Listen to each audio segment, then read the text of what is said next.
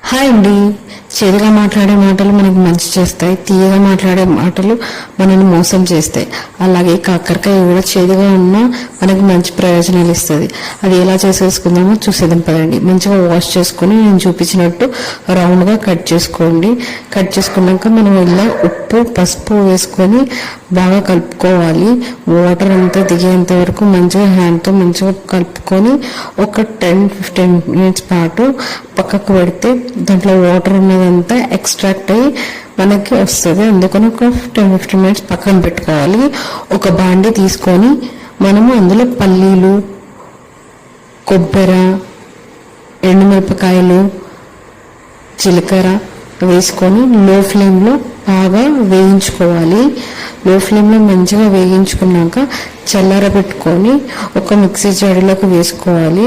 Mixie జాడీలోకి వేసుకున్నాక వెల్లుల్లిపాయలు వేసుకోవాలి. పొట్టుతో పాటు దొడ్డుప్పు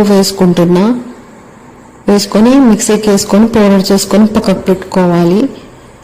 అదే బండిలో తగినంత నూనె యాడ్ చేసుకొని పక్కకు పెట్టుకున్న కాకరకాయ మొత్తం రసం తీసుకొని వేసుకొని మంచిగా ఫ్రై చేసుకోవాలి.